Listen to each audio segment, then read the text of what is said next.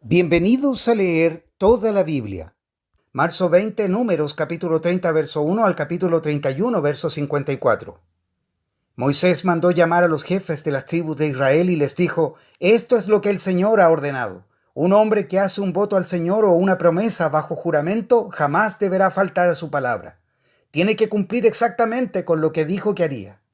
Si una mujer joven hace un voto al Señor o una promesa bajo juramento, mientras todavía vive en la casa de su padre, y su padre se entera del voto o de la promesa y éste no se opone, entonces todos sus votos y todas sus promesas siguen en pie.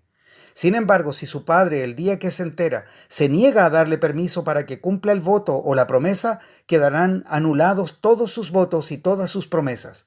El Señor la perdonará porque su padre no le permitió cumplirlos. Ahora bien, supongamos que una joven hace un voto o se compromete a sí misma al hacer una promesa impulsiva y luego se casa. Si su marido llega a saber de su voto o de su promesa y no se opone, el día que se entera, sus votos y sus promesas siguen en pie. Sin embargo, si su marido se niega a aceptar su voto o promesa impulsiva el día que se entera, sus compromisos quedarán anulados y el Señor la perdonará. Pero si se trata de una viuda o de una divorciada, esta persona deberá cumplir con sus votos y todas sus promesas.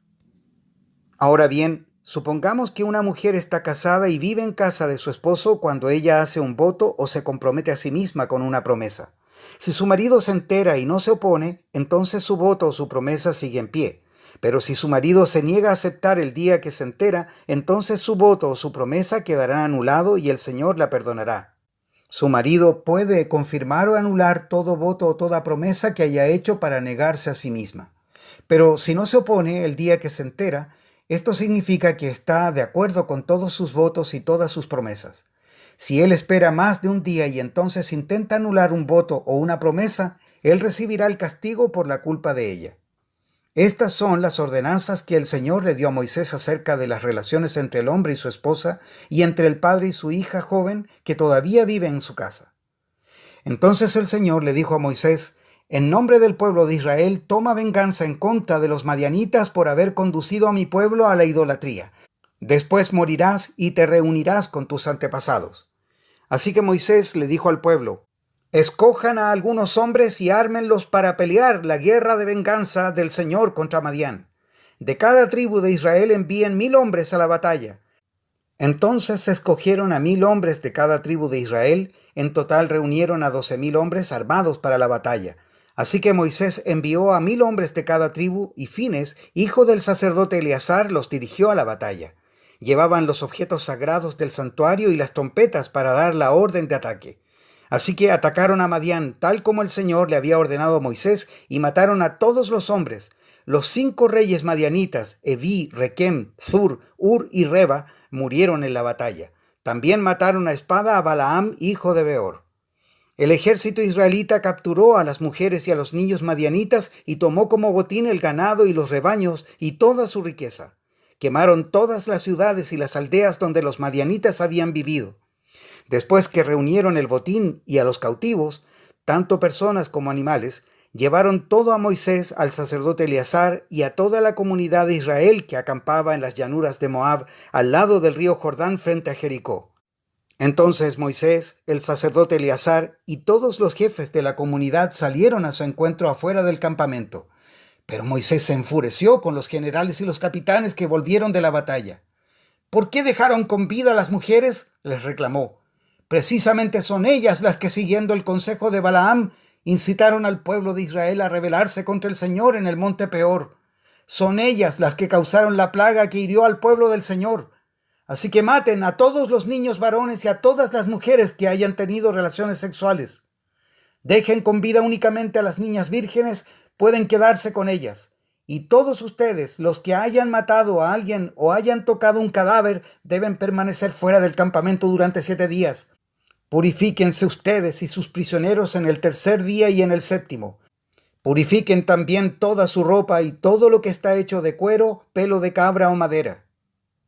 Entonces el sacerdote Eleazar les dijo a los hombres que participaron en la batalla: El Señor le ha dado a Moisés este requisito legal. Todo lo que está hecho de oro, plata, bronce, hierro, estaño o plomo, es decir, todos los metales resistentes al fuego, deberán ser pasados por el fuego para que queden ceremonialmente puros. Además, deben purificar estos objetos de metal con el agua de la purificación. Pero todo lo que no es resistente al fuego, lo purificarán únicamente con el agua. El séptimo día laven su ropa y quedarán purificados, entonces podrán regresar al campamento.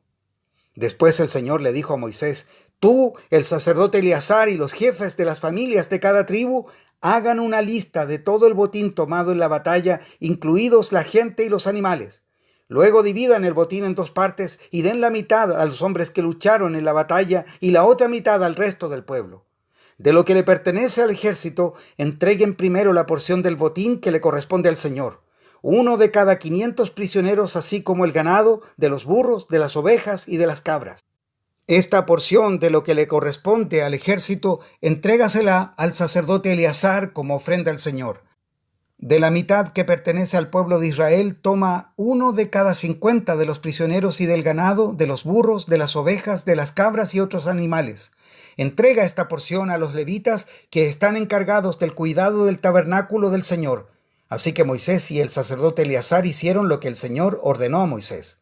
El botín que quedó de todo lo que los hombres de guerra habían tomado sumó 675,000 ovejas y cabras, 72,000 cabezas de ganado y 71,000 burros y 32,000 muchachas vírgenes. La mitad del botín se entregó a los hombres de guerra. El total sumó 337,500 ovejas y cabras, de las cuales 675 eran la porción para el Señor.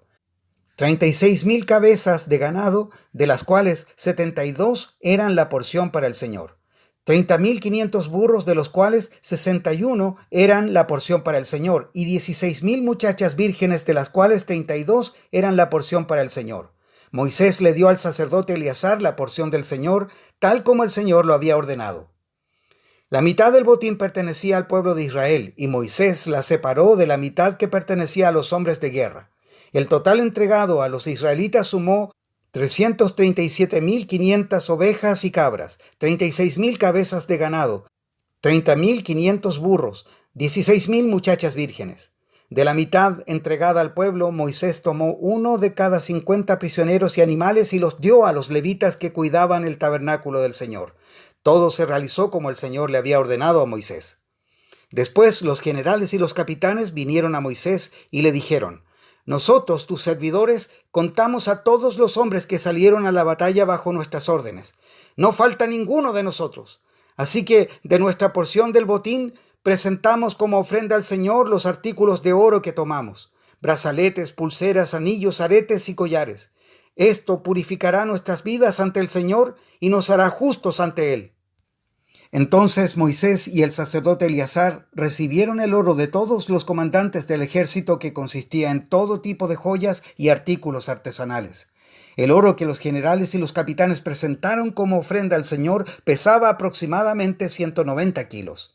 Todos los hombres de guerra habían tomado para sí parte del botín, así que Moisés y el sacerdote Eleazar aceptaron los regalos de los generales y capitanes y llevaron el oro al tabernáculo como recordatorio al Señor de que el pueblo de Israel le pertenece. Lucas 4, versos 1 al 30. Entonces Jesús, lleno del Espíritu Santo, regresó del río Jordán, y el Espíritu lo llevó al desierto, donde fue tentado por el diablo durante 40 días. Jesús no comió nada en todo ese tiempo y comenzó a tener mucha hambre. Entonces el diablo le dijo: si eres el Hijo de Dios, dile a esta piedra que se transforme en pan. Jesús le dijo: no, las Escrituras dicen, la gente no vive solo de pan. Entonces el diablo lo llevó a una parte alta y desplegó ante él todos los reinos del mundo en un solo instante. Te daré la gloria de estos reinos y autoridad sobre ellos, le dijo el diablo, porque son míos para dárselo a quien yo quiera. Te daré todo esto si me adoras. Jesús le respondió: las Escrituras dicen, adora al Señor tu Dios y sírvele solo a Él. Entonces el diablo lo llevó a Jerusalén, al punto más alto del templo, y dijo: si eres el Hijo de Dios, tírate, pues las Escrituras dicen, Él ordenará a sus ángeles que te protejan y te guarden, y te sostendrán con sus manos, para que ni siquiera te lastimes el pie con una piedra. Jesús le respondió, las Escrituras también dicen, no pondrás a prueba al Señor tu Dios. Cuando el diablo terminó de tentar a Jesús, lo dejó hasta la siguiente oportunidad. Entonces Jesús regresó a Galilea lleno del poder del Espíritu Santo. Las noticias acerca de él corrieron rápidamente por toda la región. Enseñaba con frecuencia en las sinagogas y todos lo elogiaban. Cuando llegó a Nazaret, la aldea donde creció, fue como de costumbre a la sinagoga el día de descanso y se puso de pie para leer las Escrituras. Le dieron el rollo del profeta Isaías. Jesús lo desenrolló y encontró el lugar donde está escrito lo siguiente: El Espíritu del Señor está sobre mí, porque me ha ungido para llevar la buena noticia a los pobres. Me ha enviado a proclamar que los cautivos serán liberados, que los ciegos verán, que los oprimidos serán puestos en libertad y que ha llegado el tiempo del favor del Señor. Lo enrolló de nuevo, se lo entregó al ayudante y se sentó. Todas las miradas en la sinagoga se fijaron en él. Después Jesús comenzó a hablarles. La escritura que acaban de oír se ha cumplido este mismo día.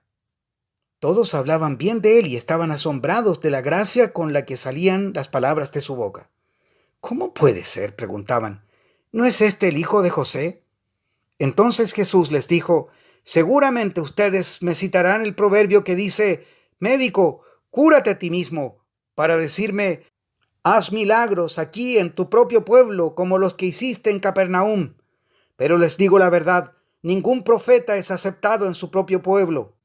Sin duda había muchas viudas necesitadas en Israel en el tiempo de Elías, cuando los cielos se cerraron por 3 años y medio y un hambre terrible devastó la tierra.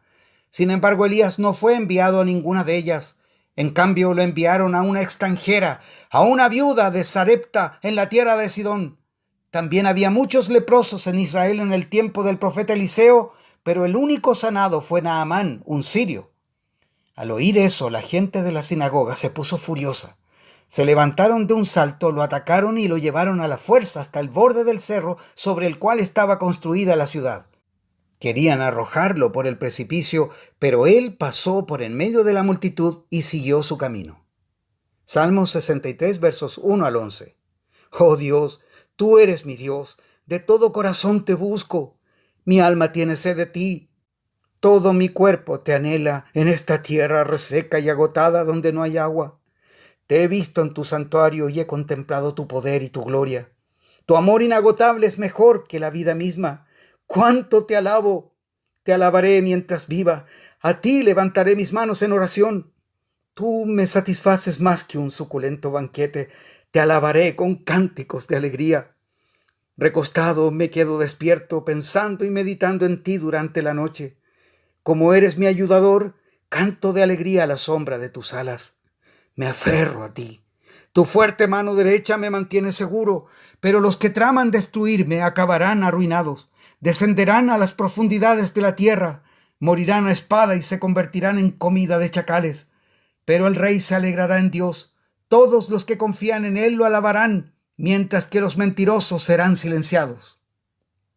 Proverbios 11, versos 20 al 21. El Señor detesta a los de corazón retorcido, pero se deleita en los que tienen integridad. Los malvados seguramente recibirán castigo, pero los hijos de los justos serán liberados. Hasta aquí la lectura de hoy.